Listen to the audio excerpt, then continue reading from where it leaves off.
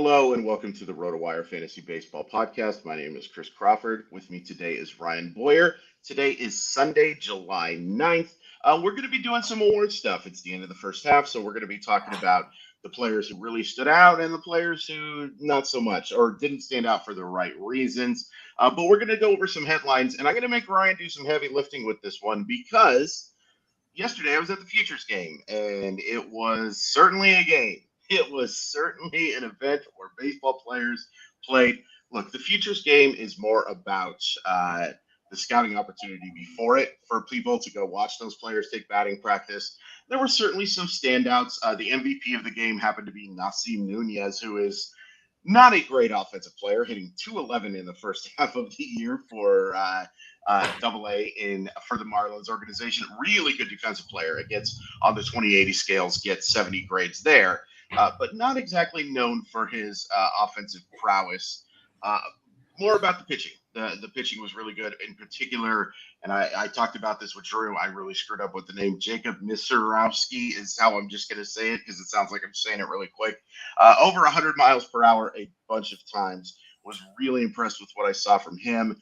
Got a chance to watch the end of the National League batting practice. I didn't have a credential, so I had to kind of watched it as a fan, but I got there 2 hours early to make sure I got as much batting practice as possible. Yanquiel Hernandez of the Colorado Rockies really impressed me. Jackson Trio is going to be an absolute superstar. Please don't pay attention to those numbers right now as a 12-year-old in AA, not barely hyperbolic. Ryan, I haven't let you talk yet. Did you get a chance to watch the game? I just caught highlights. I did see the guy you mentioned, Jacob Wisrowski. Jacob Miz. We're going to just call him the Miz. Okay. If that's not his nickname yet, it is absolutely right now. Yeah, I believe the Miz is playing in the celebrity softball game, by the way. The other Miz. Yes. But yeah, I saw his outing. Super impressive stuff. I mean, all the scouts I saw on Twitter were like, before he even came into the game, it's like, I think this guy's probably got the best raw stuff of any pitcher in this game. So for sure. Was looking forward to seeing him pitch. He's another guy that, I mean, I know baseball's a little different in that it's not like college football recruiting. Like you got to keep your guys in the backyard and at home for your home state school. But another Missouri guy who, the Cardinals didn't draft. I mean, I got to find it. I always got to find a way to make this about the Cardinals, Chris. Yeah, he's from Crowder College, same place that Aaron Ashby came from. Mm-hmm. So the Brewers are doing well at that place, and I believe it's a little outside of Kansas City. But yeah, Tink Hintz also looked good as well. Speaking of my Cardinals, sure. Yeah. So yeah, just saw mostly highlights, but yeah, that's honestly not a bad way to do it because that's more what it's about. It's kind of showcasing the raw skills. Nobody cares who wins that game. No. And for those who are curious, the National League wins 5-0. If you bet on that game, that might be where we put our little help headline type of thing because it is definitely not an event that you should be betting on. But I had fun. I had fun at the celebrity softball game, too. My nieces are very jealous that I got to go see JoJo Siwa.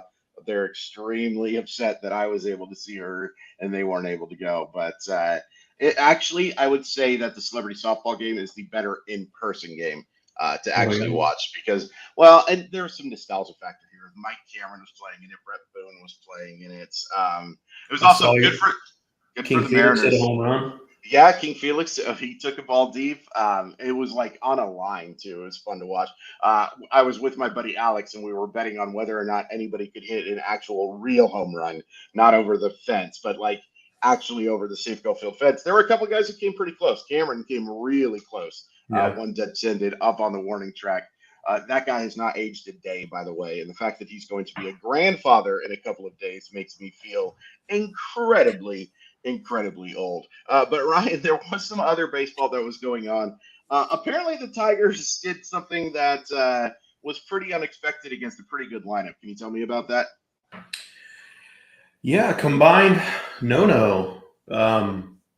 I feel like it always a combined no hitter is just kind of like it's so rare, but also it's like I don't know. Matt Manning started the game. He wound up going, I believe, 6 2/3 no hit innings. He allegedly did not know he had a no hitter going when he was pulled. I don't really. Do you buy that? I don't know. Yeah, it's hard for me to buy, but also, why would you? I don't know why you would lie about that. But that's a good point. I feel like a lot of players say that, like I didn't even know until he took me out. But yeah, he combined no against the Blue Jays. Matt Manning is just recently came back from injury. I believe he's only made 5 starts this season. He's fared pretty well. Strikeouts haven't been there, but that's not atypical of him. I think he wound up with 5 strikeouts and 3 walks yesterday. I'm not terribly optimistic on his long-term outlook, like in redraft leagues. He's going to get an opportunity, certainly, on the Tigers. Sure. The Tigers are, I guess, in contention in that poor excuse for a division. Drew and I went over that yesterday. Just ban geography, man. Geography is just getting us into trouble in this world. Yeah. So yeah, Matt Manning, he's still young, still time to kind of cash in on that prospect pedigree that he had, but the stuff is just kind of meh, I think, overall. Right. That's great for him being part of a combined no hitter. It doesn't really change my outlook for him. For sure. Bryce Harper and Andrew Painter, the Philadelphia Phillies, not having some good news as well, my friend. What's going on there? Yeah, a couple elbow-related issues. I mean, I guess technically it's kind of good news on both accounts, but Bryce Harper got hit with a pitch and had to leave the game. Hit with a pitch in that surgically repaired elbow. I mean, and that was part of the worry of him coming back so soon. That you could really do damage if you get hit by a pitch in that area, but. I guess at this point, it's not really soon. Like, this is about the time he was supposed to come back originally. So, right. But the good news is he avoided any, major setback. Haven't seen whether the Phillies released their lineup yet. Might as well sit him for today, give him a little extra rest, and he should be fine. For the start of the second half, hopefully we'll see more power out of Bryce Harper after the All-Star break. He's been fine, but the power just hasn't been nearly Harper-esque. As far as Andrew Painter goes, had a setback. He was scratched from a bullpen session early last week, and then threw a bullpen session Wednesday, which I found really strange that they went ahead and put him back on the mound already. And then he had more soreness after that. So they sent him for tests. Says that the test said that his UCL is healing, coming back from partially torn UCL. So as far as the discomfort he's experiencing, I don't know if it's just inflammation or what it is, but positive news, I guess, if you're squinting. But this doesn't give me much hope that, given this setback, that he's going to come back and contribute at all this season. I think the ultimate long-term goal certainly is just to avoid Tommy John or the internal brace procedure. Right. So I think the Phillies are going to be extra cautious with him. And I think that it pretty much, while the MRI revealed relatively good news, I think it pretty much, the setback wipes out any chance he has for redraft value this year. Yeah, absolutely. He was number 10 on my imminent arrivals article on Wednesday. He will not be on my list next week because, unfortunately, that arrival is not so imminent. But still an awful lot of potential for long-term. My just hope is that they're not just delaying the inevitable here, because it would be a real bummer if he has to go undergo Tommy John surgery at this point, because you're talking about a missed 2024 season completely, and that's Right. 2 years off. And the track record of prospects who have 2 years off is not so great. Joe Adell is on this list. Please tell me something good about Joe Adell, unless there is bad news for Joe Adell, and then we can just skip it. Well, unfortunately, it is bad news. Oh, Left his the game yesterday after one plate appearance with an oblique issue. I have not seen any update yet today, but I mean, they do have the extra time over the All-Star break here to maybe slow play it, but we're talking about an oblique here, so the odds are probably high that he's going to go on the injured list. I mean, Adele is just now getting another shot in the majors. I know you and Drew talked about him some yesterday, but oblique injury often leads to a multi-week absence. So looks like we could. He's going to probably beat Mike Trout back, I would assume, from the injured list, even if he does go on the IL. But just a bummer that we can't get to see what Joe Adell has in store this time, because he was obviously destroying AAA pitching as he always does, and I was looking forward to getting another long look at him, but we might have to hit pause on that. I'm not sure what the curse of the Angels is, and as a Mariner fan, maybe I'm not supposed to find out, and I'm just supposed to let this happen. But I'm very curious to see what's going on, because this team actually looked really good a couple of weeks ago. They were 41-33. They were right more than in the thick of the wild card spot. They were looking like a team that maybe could get that top wild card spot. And now they are a game under 500. They've lost 5 straight, and you have to wonder about the Ohtani situation. Yeah, and by the way, the Taylor Ward is hurt as well. He's got a groin injury, and Anthony Rendon did not play again yesterday. I'm blanking on what injury he's dealing with. I mean, it's alleged. Oh, I think he fouled a ball off his leg or something. But he's missed a couple games and looking like he's going to hopefully avoid the IL. But I mean, that's who do they have left in the outfield? They might have to bring back Anderson. I was just going to make that exact same joke and say Garrett Anderson and Tim Salmon. Get ready. By the way, it's funny that the Angels are so cursed, and yet they've won one more World Series than my favorite baseball team. Life is not fair. I mean, I wasn't going to bring that up. But, you can bring it up. I bring up all the Cardinals crap all the time. It's all fair play. Drew Rasmussen, what's the situation there, my friend? Yeah, I mentioned internal brace procedure earlier when we were talking about Andrew Painter, but that's unfortunately what Drew Rasmussen is set to have. I mean, he was off to a great start earlier this season. Even the start where he got hurt, I believe against the Yankees, he was doing awesome, and then went on the IL with a flexor strain. And as the flexor strain can often happens, it's tough to come back from that injury. It really is.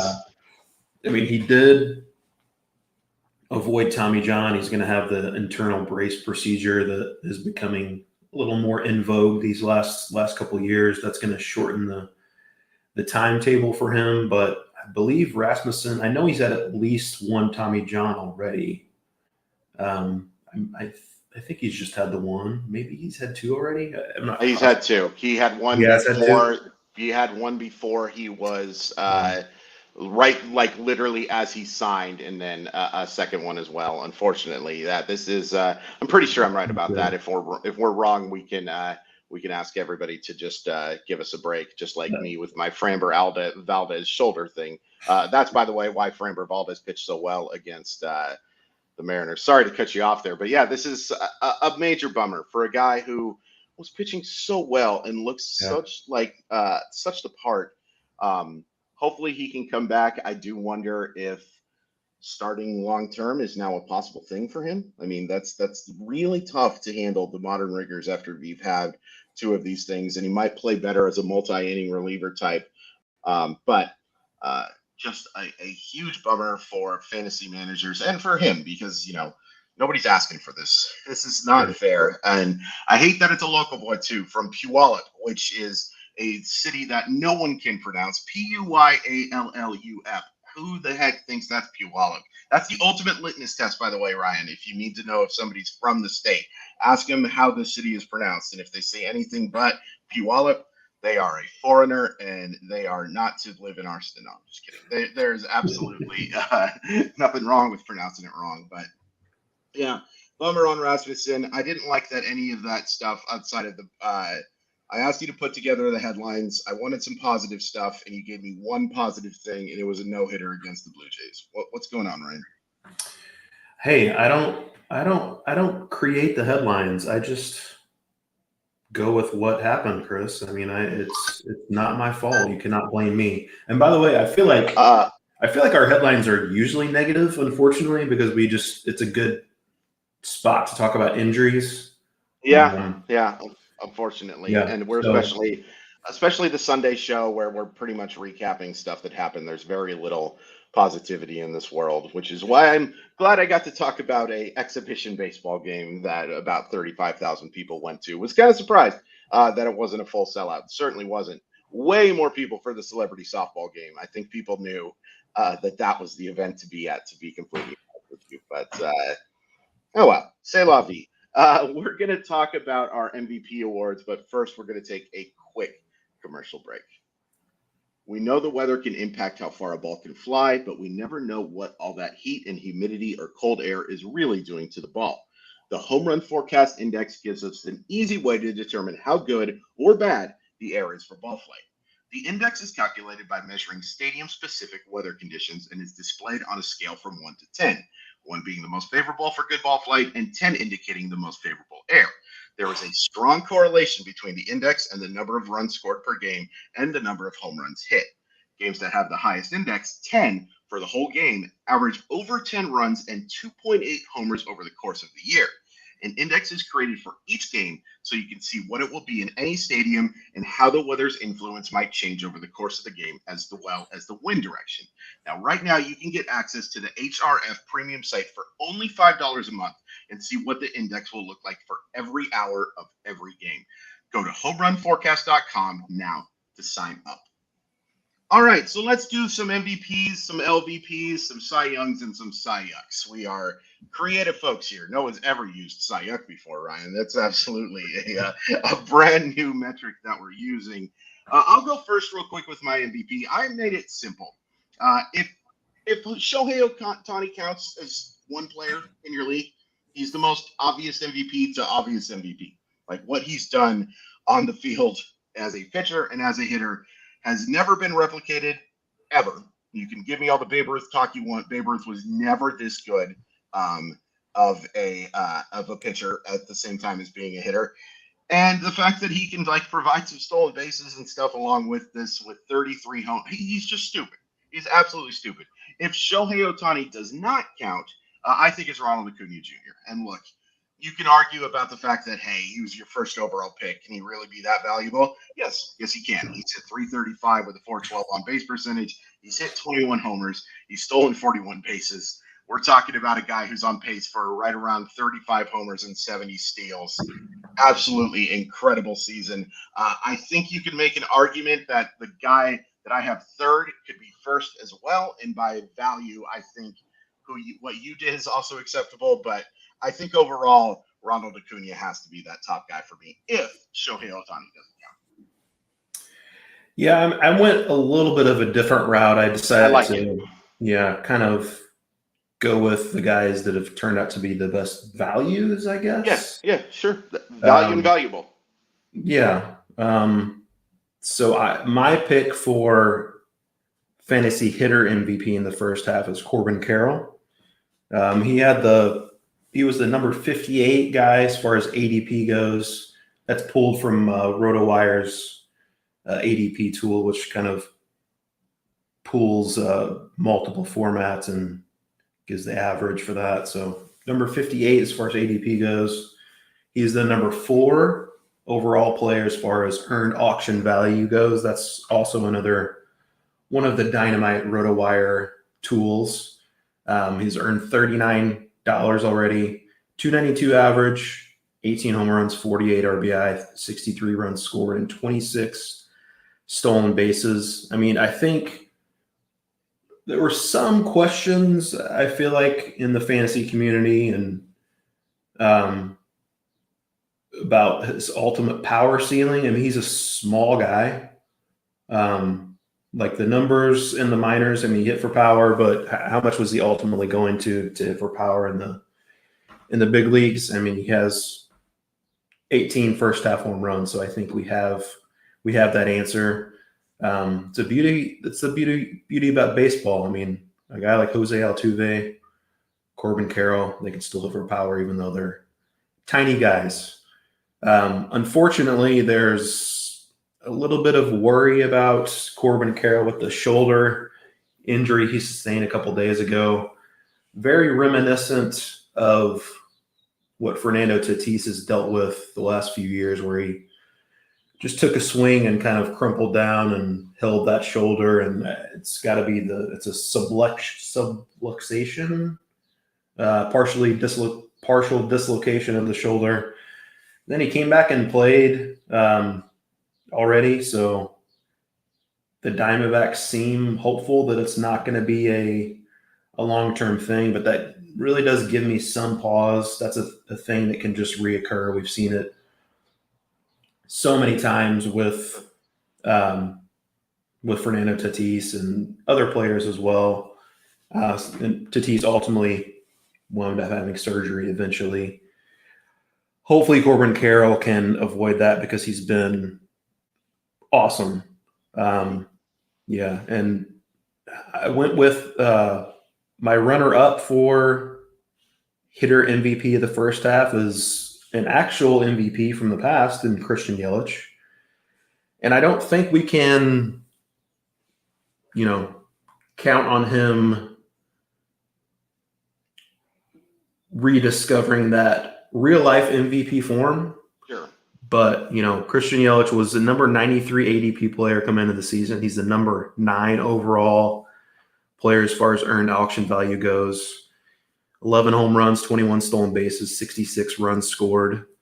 He ditched his leg kick, and the batted ball data has been awesome again. It's even when he's quote unquote struggled, the batted ball data for Yelich has been consistently good. He just hits the ball on the ground a ton, which unfortunately that's still the case.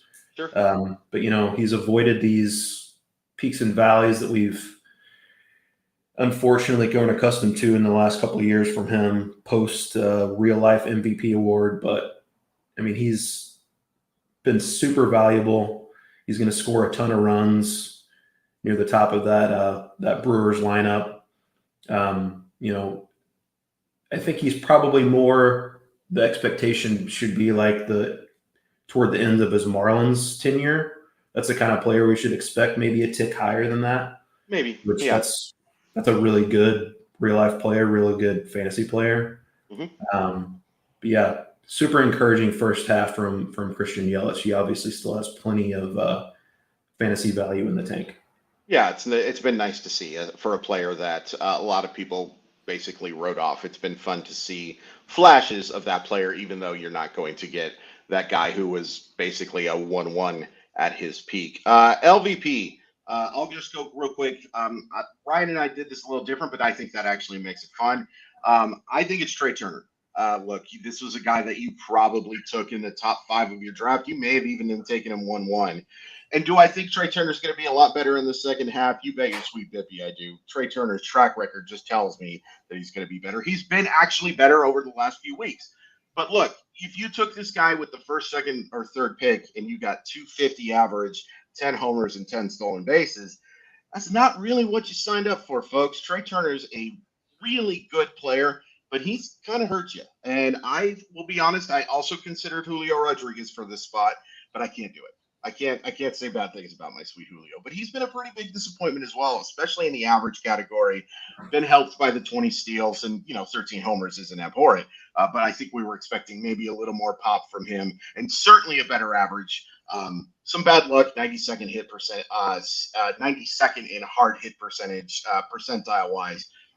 The hits are going to start falling for him again. He has to get better with the strikeouts, but I think Trey Turner is pretty easily my LVP.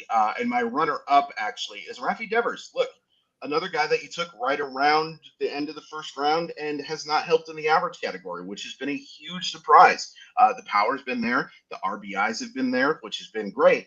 But he's basically a two-category player for somebody that a lot of people took in the first round, maybe even as high as 10th or 11th. That's pretty disappointing to me. I was very tempted to go with, I can read who you put at the top spot. I was very tempted to go with him. And we sure did offer a lot of warnings about this player as well. But yeah, talk about Michael Harris, my friend. Yeah, Michael Harris, coming into the season, number 31 ADP. He currently ranks 205th in earned auction value at $4. And that was just a month or so ago was a lot worse. Oh, yeah. Now he's up to 254, 9 home runs, 25 RBI, 33 runs, 11 stolen bases. But since the 1st of June, 913 OPS, 7 of those 9 home runs have come since then. 6 of those 11 stolen bases have come since June 1st. So hopefully we are seeing the beginning of Michael Harris riding the ship. I mean, the strange thing, I guess if you can call it that, his batted ball data is like virtually identical to what he did last year. Right. And that's why a lot of people were kind of worried about him coming into the year about being able to repeat. I mean, he chases a lot out of the zone. Not great against lefties, although he's been better against lefties this year. But I mean, I think at a certain point, I mean, he was generally like a late second, early third round pick in most leagues.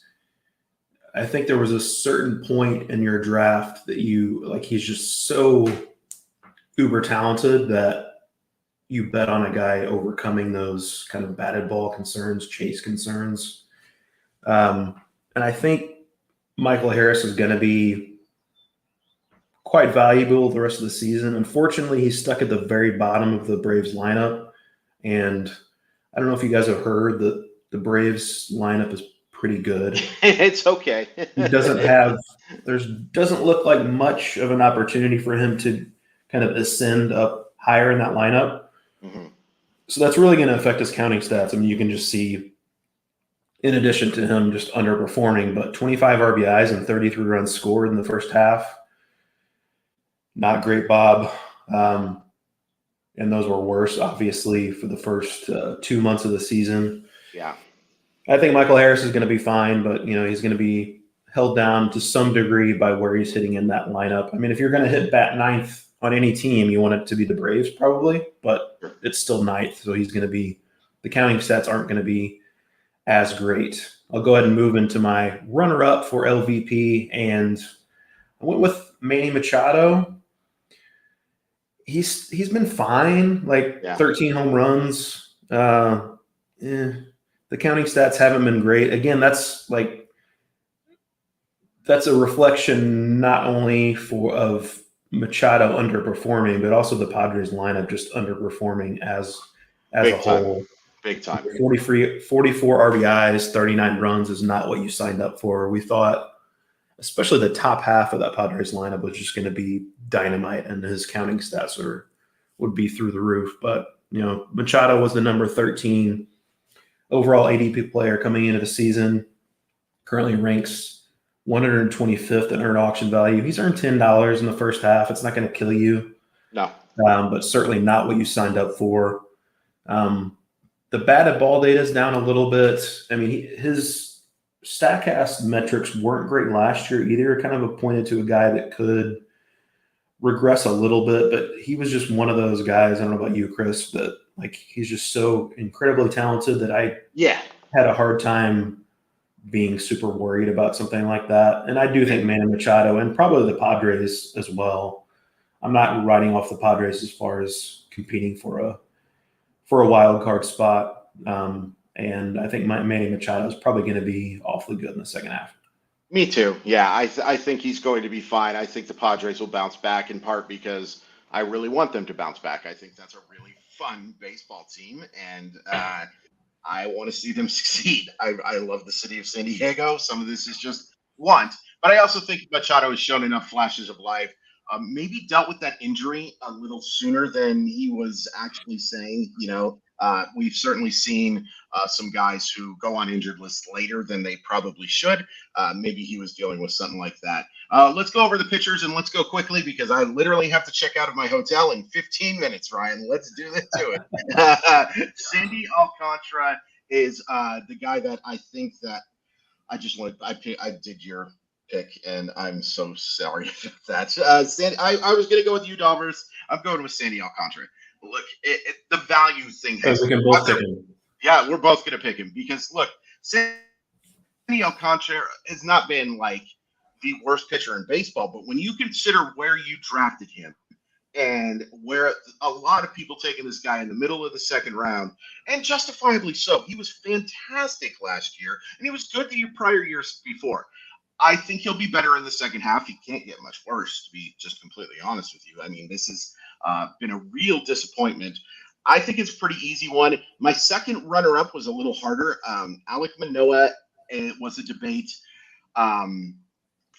I don't know why I started with least instead of going with Cy Young. Maybe I just wanted to switch things up, by the way.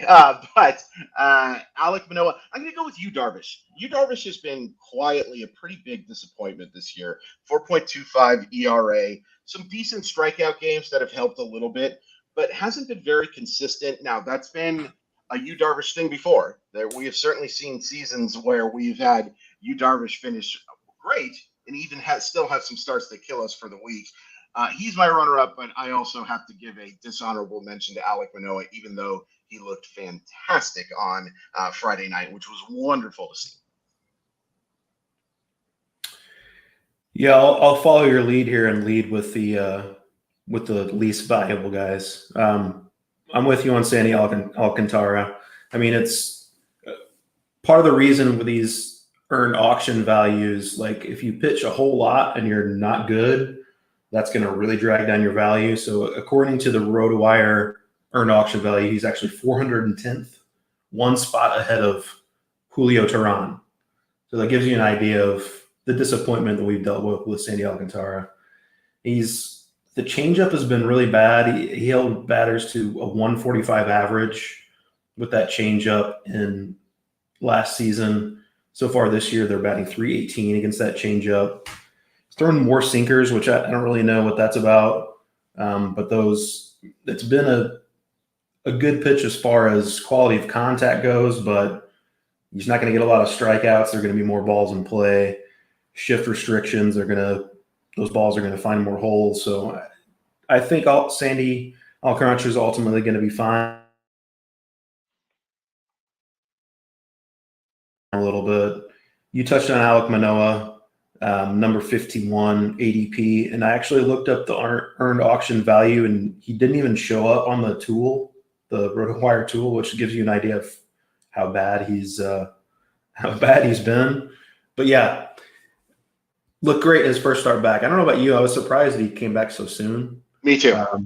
Like, he had that one start in the Florida Complex League where he gave up like 11 earned runs. I know it was more about the process versus results, but 100%. Yeah, hopefully, I think the 0 walks more than anything else was super encouraging in his first start back.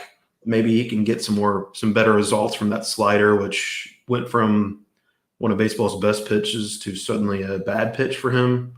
So let's hope that Alek Manoah, this is the beginning of a turnaround. I really hope so, because he's such a fun pitcher to watch. His competitiveness is something that's a lot of fun. I'm also a big fan of the Chungus pitchers. Not going to lie to you. I like the bulky guys. It's fun to watch the bulky guys pitch. Alek Manoah is somebody that I would not want to get in a fight with. I'll just tell you that much. I don't want to get in a fight with anybody, but if you give me the choice, I'll take the Greg Gerbecks of the world to fight with rather than the Alek Manoahs. For the actual first half Cy Young, This was hard because, again, I went with I didn't really do the value play type of thing. It's either Zach Gallen or Spencer Strider. It kind of depends on what you're looking for. Like Zach Gallen, 3.04 ERA with 125 strikeouts, 11 wins, 11 quality starts. Spencer Strider, a little higher ERA at 3.44, but 11 quality starts and 166 strikeouts and 104 2/3 innings. I mean, that guy's swing and miss stuff is just stupid.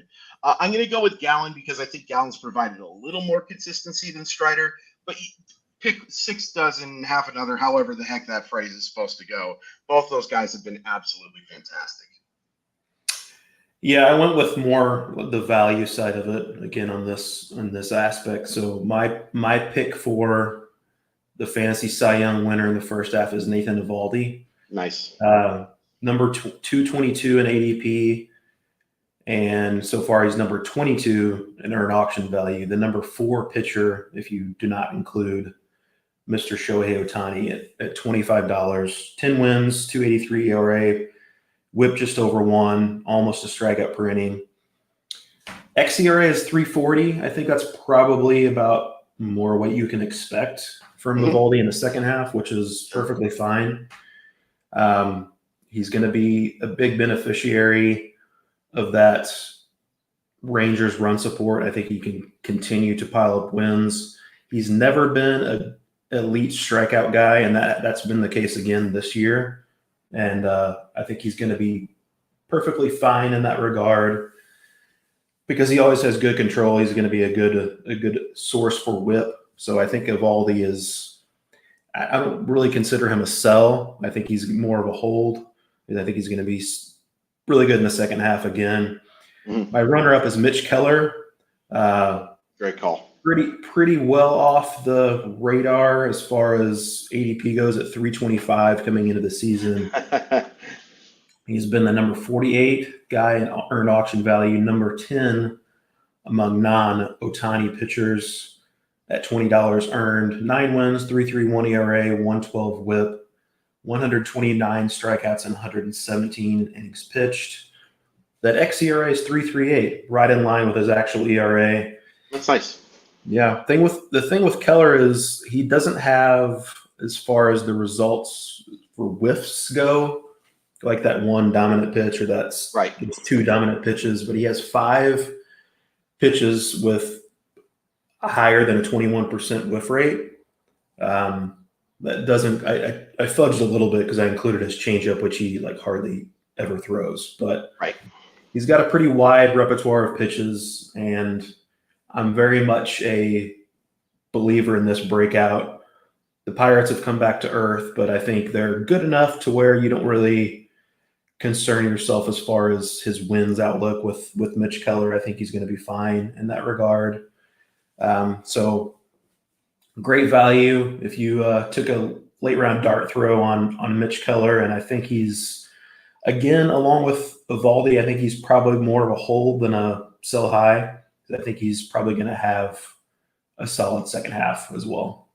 Yeah, absolutely. I mean, if somebody wants to go nuts and offer you a bunch of stuff for him, for sure. But I think you can absolutely justify keeping him in your starting rotation. Real quick, we're not going to do FAAB stuff because it's a weird week for it. But I will say this. If you do have FAAB, and Ryan, you can just give me a quick yes or no if you agree with me here. You got to go get Colton Cowser. He's playing every day right now. He's only hitting 153, but you see the approach to the plate. He's already drawn multiple walks in a couple of games. The approach is so good here. Chance to hit for average, chance to hit for power. I guess my one concern with Cowser is going to be that team is so loaded with players that if Cowser doesn't get off to the best start, you might be seeing him head back to Norfolk. Long term, I think this is a guy that you absolutely have to roster, but I would absolutely be willing to spend a good shekel of my FAAB on Mr. Colton Cowser. Ryan, do you agree? I do agree. I agree also that there's a lot of crowdedness in that outfield, but yeah. the thing with Cowser, as you mentioned, the approach is so good. It's amazing. He has a better chance than most young players to kind of hit the ground running in the majors. You never know how they're going to never know how they're going to play their first go around in the big leagues, but because that approach is so good, he has a better chance than most guys. Yeah, I think that's true. And just as a reminder, I'm pulling up his minor league numbers right now.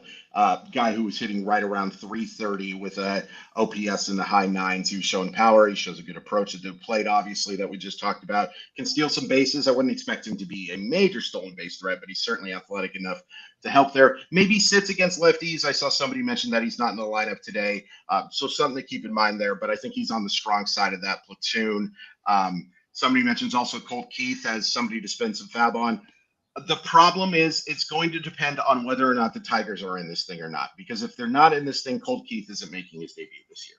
They have been one of the most stringent teams about guys playing a good amount of time in AAA. That's why we didn't see Riley Green. That's why we didn't see Spencer Torkelson. They usually wait and have those guys make their early debuts. I certainly think if Colt Keith does get the call up, he's somebody to add. He really impressed me during the Futures game as well. One of the better batting practices, showed a nice approach to the plate. Justin Henry Malloy, also somebody that I think the Tigers might call on first. But if the Tigers do call up Colt Keith, absolutely. I made a hot take with Drew that I think he might be the best player from Arizona State they drafted in that draft. All due respect to Spencer Torkelson, who I do like a lot, but I am really impressed with what I saw from Colt Keith. That's going to do it. Real quick, the first half is over. I think Ryan and Drew will agree that we really want to thank you guys for listening to our weekend episodes. This has been an absolute blast. We've had an absolute joy doing these.